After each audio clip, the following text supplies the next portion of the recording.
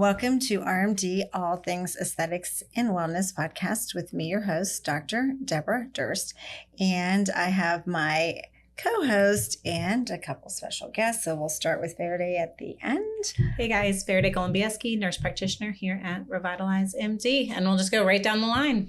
Hi, I'm Marissa Staten with RevitalyzeMD. I'm the medical esthetician and laser technician. And I'm Paul Fulford. I'm in global product marketing and development with Lutronic Inc. So we are fortunate to have Paul in town and on our podcast to tell us all things Accufit, because it's one of our favorite devices. We love Accufit. And this is a muscle stimulating device, and it's a third generation, and it does all the things, takes you through a workout, and we're going to talk about that and a lot of the science behind it. And if you haven't seen our other one, first off, like and subscribe, hit the bell, share with friends. But we have another podcast that we covered more kind of general overview, the evolution of EMS devices. And now we're going to get more into the details and science on Accufit. So, we've talked about it before, but kind of to recap, like one of the things I think that makes Accufit, completely different is the way it was designed from the ground up, right? Mm-hmm. So Accufit is anatomically correct, and it's going to move the muscle and mimic the muscle the way that you would do a movement, a functional movement, right? It's going to be placed and the waveforms are as such, and you adjust the energy to make it move the way you want it to, right? And directly to the muscle. Directly to the muscle where it is on the body. It's also, you can treat full body with the exception of chest, right? So the nice thing about that is that if you can't treat one side when you're strengthening another, you're actually decreasing range of motion. So how is that functional for someone, right? If you can only treat a specific area, like the lower abdominal area, for example, right? But you can't do that other movement on the other side. What are you doing? You're creating an imbalance, right? Mm-hmm. So everything has a push and pull. Right, yes. Right. So that's another thing. It's the only device that changes the workout based on where you place it on the body, right? With vascular treatments, you don't treat a red vein the same way you treat a blue vein, right? Mm-hmm. It's different settings, right? Mm-hmm. The body's no different, right? The core doesn't move the same way as your legs or your arms, right? So you need different sized, hand pieces to, get to the proper end to end. And you also need different ways the waveform interacts with those muscle groups to move it the way you want, right? Mm-hmm. So that's another thing that Accufit is the only one that does. And then lastly, and it's something that's, again, super more clinical in nature, but we can explain it, I think, pretty easy, is impedance monitoring. And Accufit is the only one that has that. Well, why that's so important is that when you contract the muscle, regardless of like it being a physical workout or any one of the other stimulation devices, we covered that they're more based off confusion than movement, right? But it still stimulates and they can provide results, right? Is that with impedance monitoring, if you don't have it, you can have two people that are same body types. Like let's say one person's at 60% and they're fine, and the other person's at 60% and they're jumping off the table. Mm-hmm. They have different resistance and impedance, right? Different BMIs have different resistance and impedance. But where it's different is that every single muscle treatment, the resistance and impedance changes throughout the treatment. Why does it do that? Well, when you contract the muscle, you're bringing blood to the area. It changes the salinity of that area, so it will change the resistance and impedance. Accufit's the only one that accounts for that in the background. It's doing all these calculations per second to make sure that the handpieces are communicating amongst themselves appropriately. And if it faces resistance, it provides more oomph, right? So to break it down, if you had, let's say, a 100-gallon drum of full water over here, mm-hmm. and then you had an empty 100-gallon drum over here, right? And you had a 5-foot wide pipe connecting the two of them. And you open up this floodgate. Let's say it takes like a minute and a half for the water to go over, right? Well, then you redo the experiment, but you take that 5-foot wide pipe and you make it 1 foot wide, right? Smaller opening. You open that floodgate. Let's say it takes double the time, like 3 minutes, right? Mm-hmm. How do you get that water over there in a minute and a half with a smaller opening? Same container, same volume, pressure, right? So you give it more force to have it go faster, right? So if Accufit faces resistance of any kind, it doesn't change the milliamps, it changes the watts. So it changes the force behind it to get through it, so it stays consistent. So that's, again, another consistency piece and a safety piece. So you're saying the machine is constantly getting feedback from the patient during treatment and adjusting per that individual patient's needs. It's a reason why we don't have to keep pushing the treatment, right? You get to a point of diminishing returns with Accufit where you're just making it more uncomfortable for them. If you're getting that good contraction and it's good, you don't have to keep increasing because it's about engagement. So you're saying it doesn't have to be a competition. No. So, I was going to say, so you're saying we don't have to try to beat each other. No, your goal is to have your number low because that means you have a leaner, more dense muscle well, mass. There you go. Right? Well, there then I win. Yeah. I'm winning. Yeah. See, it's all perspective, right? We could twist this. There we yes. go. Yes, there you go. Yeah, there's sometimes a little competition in our office. And just a little. It happens with friends that do the treatments. Well, what percentage are you at? Because we always think more is better. So it's like, did you get to 100 yet? Like, no. Damn, how did she get that high? Yeah. Yeah. I'm gonna beat her today. Yeah. So it's a lot, right? Lastly, when you look at how to properly deliver, the electrical current like safely and with less skin sensitivity. Naturally electricity, when it comes into an electrode, right, and it's flat surfaced, it wants to move science physics wise to the edges. It becomes very edge sensitive, right? Well, with Accufit, there's a patented vortex webbing that's on the handpiece that allows for even distribution. It's like having 100 different endpoints on there. So you have more control of the energy, right? And it's more comfortably delivered, right? So we can deliver a lot more energy safely to have that control. So they don't get like a little square at the end of it on the external There's no burn. red marks. No, because no risk of burns or anything like that. And we've never had any, because again, it's probably not heat. Like we have a lot that will heat with surface stuff on other lasers. And this one, we've never had any issues with skin stuff at all. But so you're going direct to the muscle. Again, it's kind of getting feedback and changing really the force, like the watts behind it, because we're not changing, the milliamps on. But this goes very high, like much higher than home devices. Oh, yeah. Because at first I had to look at like, what does TENS mean versus, EMS. And then versus the other, versus other products that are out there and how it versus compares. electromagnetic and all that. So this and ultimately we landed on this one because this one does everything and more effectively and efficiently, in our opinion. Well, it's direct. It takes you through a workout, and again, there's no other device that does that. And so that's. Paul, can you tell us a little bit about the different stages that it goes through, the cycle it goes through? Because I think that makes it very unique. Yeah, it does. And again, that's like where you've got muscle confusion versus actual muscle contraction or movement, right? And that's where this is different. You have multiple planes of movement, right? So this, because of the way that it works and it's anatomical, it's going to mimic movements on all planes of movement, like high intensity interval training does. You have sustained contraction, you have cross contraction, you have regular contractions, and you have fast twitch contractions, right? So you are trying to engage all that muscle the way that you can. That's what I'm thinking about every single time I'm going right. Like every single time I'm thinking. Gotta think it. Am I doing all the things? This is what my muscle's doing right now. Am I doing all the things? It's a fast twitch. It's a fast twitch. And again, that's this is a damn hold, and I just gotta count it out. Well, it is, and I think another thing that's a misnomer for people is like you're kind of born with this certain number of fast twitch and long twitch muscle fibers, right? Like sustained, right? Where like you brain can waves all of it, you can influence your body, but there's also genetics at play in, right? And we talked earlier about the all-encompassing approach. It's fueling the body as well, right? Like some of the things that we tell people to do after a treatment like this is increase your protein intake. Just like you would after a workout, for sure, right? So again, some of the other ways that technology is different are what you had mentioned, like how it's being utilized. I mean, with the different movements. So it's going to mimic, like, for example, the first movement for the core is a medicine ball twist, which would be side to side, right? And the body physically moves side to side. This is where the laughter normally starts in the treatment, right? When they're like realizing their body's doing this and they're not telling them to, right? Yeah. It's a very, bizarre first time. Yeah. Yes. And then you get used to it. And then all of a sudden you're done with that and then hold mode comes and you're like, oh yeah. That's Right? the worst.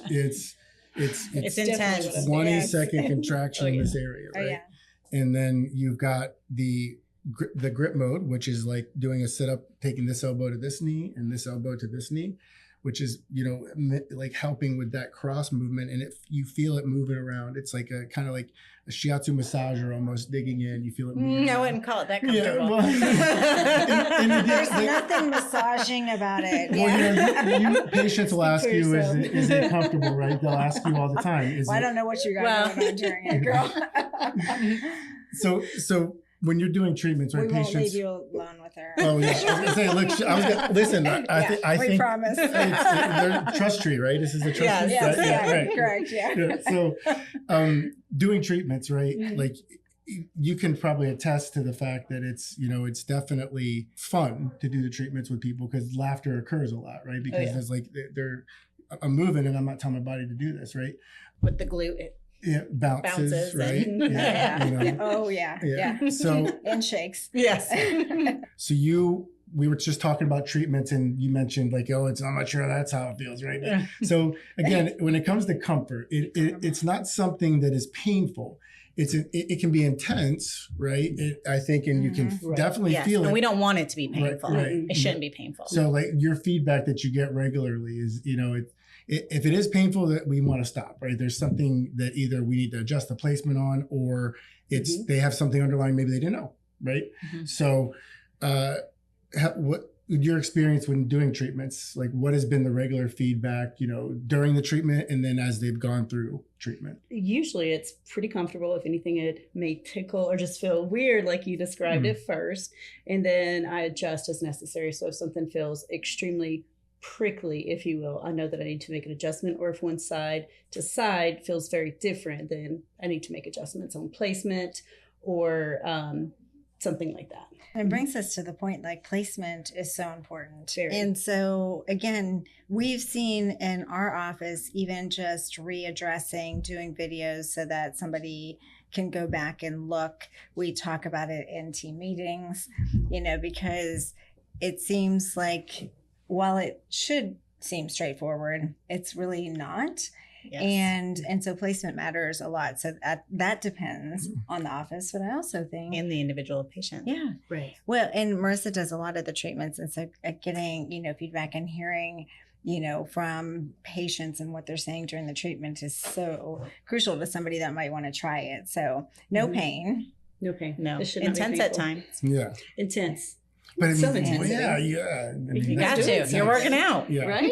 And equivalent, Without working out. While equivalent to sitting down. doing Yeah. approximately how many sit-ups? Like if we were to How talk do you address that? about- I want the exact number. So time under tension equivalent would be 67,800 crunches in 30 minutes, right? That's impressive. Yeah. That's impressive. And you're going What to tell me about that's the not intense at buttock times. area? Right. What about the buttock area? Is it how many squats? So again, it's relative to time under tension, right? Because that's how you build muscle. Like it's not just a matter of like the duration of the treatment. It's also how the muscle is being contracted, right?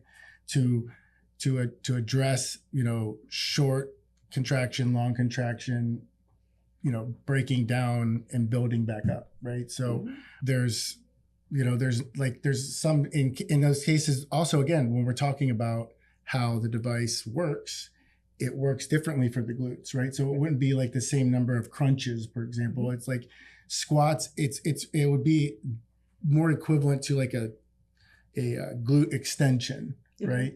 Where it's going to be a hold and then let go, a hold and then let go, like a deliberate. So because the glute doesn't twist, right? So twist mode for the glute would be like a deliberate, like you were doing both legs back, which you wouldn't normally do. You do one or the other, but you're doing both together and then down, and then it's holding that for 20 seconds.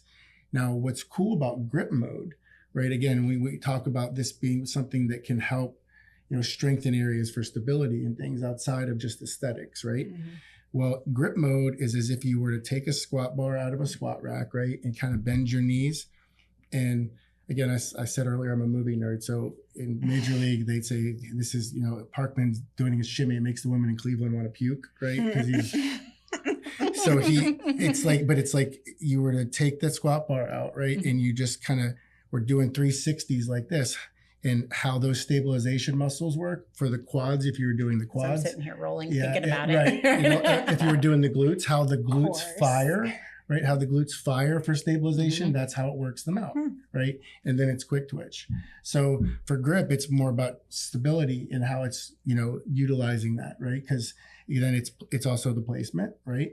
And with key, and understanding that huge. We've realized quickly in this office. And you have to understand anatomy a little bit, right? Where you're looking at a male and female glute, like the sartorius muscle that comes across, it comes in more aggressively for a female versus a male. So if you're not getting good contraction, you might be too close to that. So you're hitting that a little bit, right? So it's understanding, and as you do the treatments, you realize it's targeted, right? I mean, it's really, the more you do, the easier it gets. You know what to look for, right? And it's just very dialed in for people that really are looking to take the next level, whether it's fit people becoming more fit or people wanting to catalyze a lifestyle change.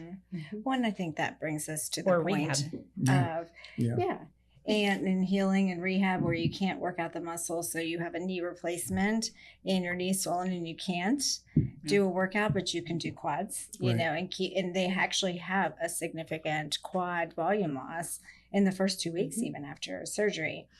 So, again, I think it comes down to comprehensive. So I don't think that just because that's how we approach it and we feel like that's the right way, is that we're adding services that are going to augment somebody's workout and effort already. So nutrition, fitness, now you're adding something. So it's not like it's replacing anything, it's augmenting your workout. So even if you're working out, because we've had that said, well, they're super fit and they're, doing whatever Ironman competitions. This is like just augmenting that, so it's not replacing. And it's doing, like we had talked prior to the podcast, working at the muscle out past the point of fatigue beyond what we can do. So if you're working out and then doing an Accufit treatment post a workout and running it through another HIIT series, essentially, I mean, all you're doing is benefiting that muscle and building. And you wouldn't want to do like a heavy leg day and the next day do legs on Accufit. That's not helping you repair. No, right? Back to back, you said, and if you haven't seen that podcast, right after, it's the time to do the Accufit. So if it's leg day, do legs after. But I think, again, addressing that comprehensively. So if we get perimenopause, menopause, we're not building muscle as well. We haven't had our hormones optimized. So optimizing hormones, so you're building muscle and then you're just metabolizing faster. So it's not like hormones or weight loss, but you're just going to metabolize faster. You're going to build muscle better. This augments it. Nutrition's huge, protein intake. It's quality time under tension. This lifestyle changes across the board. It is. And you bring up, the functional side. There's, people that have hip replacements, knee replacements, right? What a lot of people are utilizing Accufit for is to basically cut that time in half, treating above and below where those things are, right? As long as they're cleared to move, right? And there's not open sutures and things like that that would be influenced. One of the things that takes a person time for recovery is not just recovering from the injury itself, MCL, ACL, hip replacement, knee replacement. It is the atrophy afterwards, right? So it's, if we can work on the areas above and below and front and back, whatever it is, where there's surgery, we can help keep that area with blood flow, keep this area, helping repair, but also contract that muscle, mimicking the way it would normally move, so that there's, minimal to no atrophy if possible, so that getting back is faster, right? And then you pair it with something like peptides that help with inflammation and repair. And we're attacking it, more holistically all the way around, hitting all angles. I think that atrophy, muscle loss, like the volume loss, so many studies talking about volume loss in the muscle, in the quads after surgery, and how rapid and how fast, and how essential, again, hormones are for healing, peptides are for healing, like Faraday said, amino acids, nutrition, muscle recovery. And then it's even asymmetry. So of course you want to always clear it with a surgeon before you go and get on a machine that is contracting muscle around a joint that you just had surgery on. So I think running that by an orthopedic surgeon is, your surgeon is absolutely essential. But asymmetry. So you can actually go stronger on the leg where you had surgery and a little weaker on the other leg because there's always asymmetry after too. It's also not uncommon for the average patient, right? Where, I would say you can't say it's 100% of the time, but 85% of the time when somebody comes in for just a core treatment, there might be a 5%, 7% difference from side to side, right?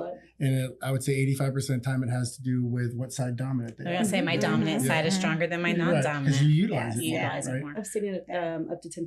Yeah.